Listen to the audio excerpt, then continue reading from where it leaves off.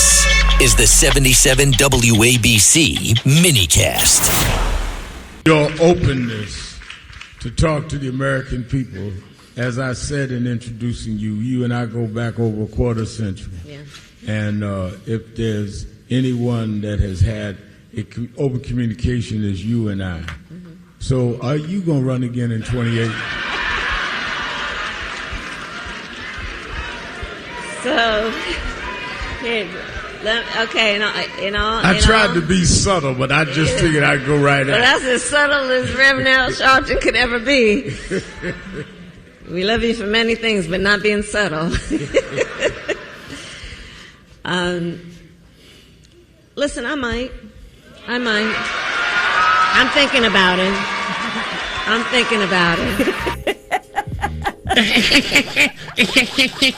Listen, I'm thinking about it. Welcome, my friends, to the Friday edition of Buzz Nerdly's Rush Hour, fastest hour in American media.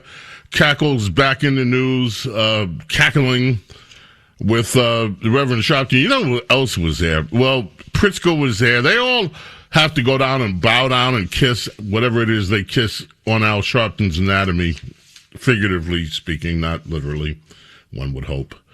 That means, Carlos, it means I know what it means. When you go see El Papa, you kiss the ring, right? Or you bend the knee. Or you bend the knee. So that's what they're doing. They're bending something and kissing something of Al's.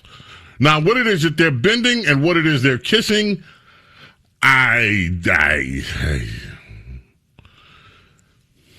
but they're there, kissing his whatever they're kissing. And the National Action Network. Who would ever thought it that you could commit one of the biggest frauds in American history? I'm talking about the Tawana Brawley fraud. End up with a show on television and then have politicians just bending over and kissing parts of your... He's led a charmed life, that Al Sharpton has, Reverend Al Sharpton. And you know what? I met Al Sharpton once or twice, and I'm not going to say anything, when I met him and spoke with him, he was a gentleman. And we talked, I think, maybe 2 or 3 times over my entire career.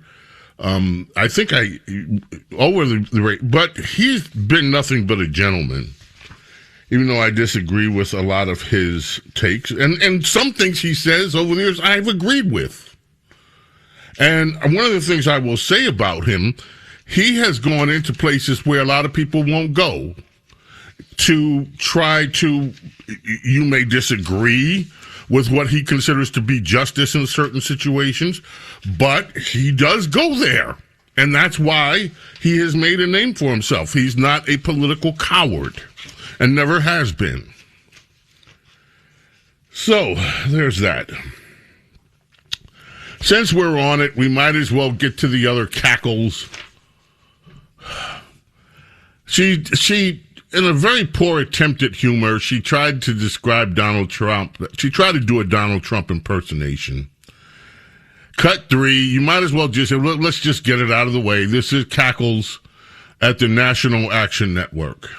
Well, he's pulled back because, the way that he's thinking of foreign policy, it seems, is when he talks about America first, it's to withdraw from these relationships and these connections. And then he kind of acts like a mob boss. So then he's kind of like, well, you take Eastern Europe, and I'll take the Western Hemisphere. And then you over there, you get Asia. And we'll just divide it up. Right? Instead of understanding historically, America has always been about our global leadership, imperfect though we have been. That alleged impersonation of Donald Trump or a mob boss, anyway, the whole thing is juvenile. I can't take it seriously. I can't take her analysis of anything seriously. If Cackles decides to run again for the presidency, then I'll talk about it. Then the $1 billion campaign that did nothing. Spent more money than any other person in campaign history, and what does she get for it? Pete Buttigieg, another one of the wannabes. Oh, Pete grew a beard and a little goatee, I think, to try to make himself look more distinguished or something. I'm not sure. His business, his hair. So, I'm not complaining about that. He just looks different than the Pete Buttigieg that was the worst transportation secretary the United States of America has ever seen. And Al Sharpton asked Pete Buttigieg if he were planning to run for president. Cut 5, and this is Pete's answer to that. When you ran for president, you met me and we went up, well-publicized, lunch at Sylvia's restaurant in Harlem.